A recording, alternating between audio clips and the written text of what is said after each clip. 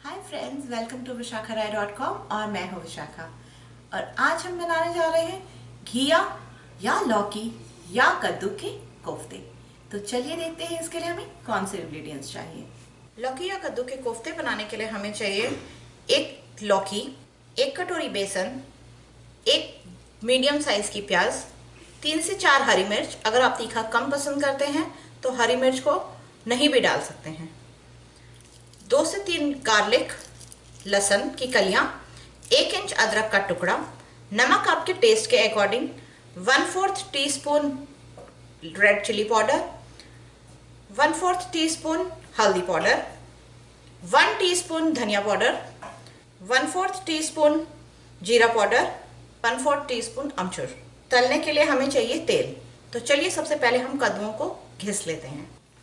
सबसे पहले हम कद्दूओं को छिल लेते हैं। तो अब हमारी कद्दू छिल गई है। इसको हम बीच में से कट कर लेते हैं। इसको बीच में से ऐसे एक और स्लाइस कर लेते हैं। अब हम इसको ग्रेट कर लेते हैं। अब हमने कद्दूओं को ग्रेट कर लिया है। आप चाहें तो इसको फूड प्रोसेसर में भी ग्रेट कर सकते हैं। प्याज को बारीक काट लिया है, हरी मिर्च को भी बारीक काट लिया है, अदरक और लहसुन को घिस लिया है।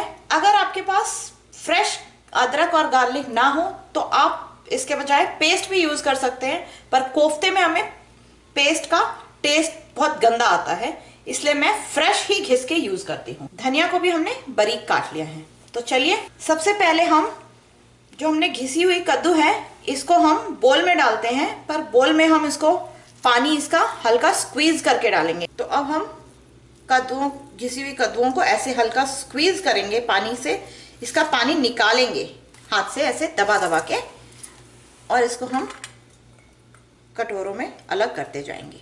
मैं इसका पानी इसलिए स्क्वीज कर रही हूँ क्योंकि प्याज मिर्च सब कच्चा होगा इसमें, तो नमक डालते ही ये और पानी छोड़ने लगेगा।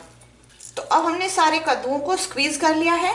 इसमें डालेंगे हम कटी हुई प्याज, हरी मिर्च, धनिया का पत्ता, घिसी हुई अदरक लहसुन, नमक, हल्दी, गरम मसाला, धनिया पाउडर, लाल मिर्च, अमचूर। अब हम इसको पहले सबको मिक्स कर लेंगे। अब ये हमारे सारे मसाले अच्छे से हमारे कद्दूओं के साथ मिक्स हो गए हैं। तो इसमें हम डालेंगे बेसन। हमें बेसन एक साथ नहीं डालना है, थोड़ा थोड़ा करके डालना है। जितनी हमें जरूरत हो उतना ही बेसन डालना है। बेसन डाल के आप ऐसे मिक्स करेंगे तो आपको लग जाएगा कि ये हमारे कोफ्ते बाइंड हो रहे हैं या नहीं। पहले इसको अच्छे से मिक्स कर लेते हैं। अभी हमारे कोफ्ते अच्छे से बाइंड नहीं हो रहे हैं, तो इसका मतलब है कि हमें और बेसन इसमें यूज करना होगा।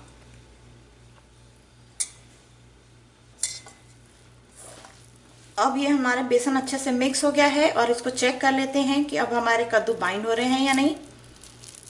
तो हाँ, अब ये बाइंड होने लगे हैं। तो हम इसी तरह से इसके छोटे छोटे बॉल्स बना के तलना शुरू करते हैं। तो हमने कढ़ाई चढ़ा दी है, इसमें तेल डाल लिया है। अब हम इसको गर्म होने के लिए छोड़ देते हैं। तो जो हमने बॉल बनाई है इसको हम एक एक करके तेल में डालेंगे। इसको डालते टाइम आप ध्यान रखिएगा, ज्यादा तेज आंच नहीं होना चाहिए, नहीं तो हमारे कोफ्ते बाहर से तो जल्दी पक जाएंगे और अंदर से कच्चे रह जाएंगे।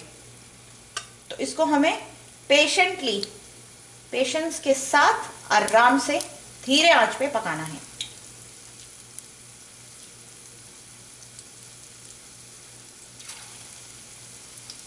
एक बार में ज्यादा कोफ्ते मत डालिएगा। 4 से 5 कोफ्ते डालने से हमारे कोफ्ते टूटते नहीं हैं।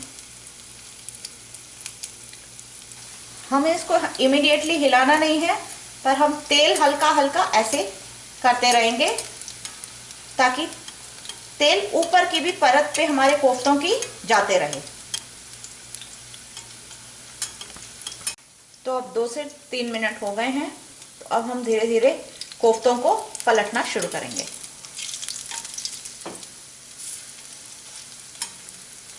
याद रखिएगा कि इसको धीमी आंच में पकाना है, नहीं तो हमारे कोफ्ते अंदर से कच्चे रह जाएंगे। और अब हम इसको दूसरी तरफ भी पकने के लिए छोड़ देते हैं। तो अब हमारे कोफ्ते बन गए हैं। टोटल टाइम हमें 5 से 6 मिनट लगा होगा।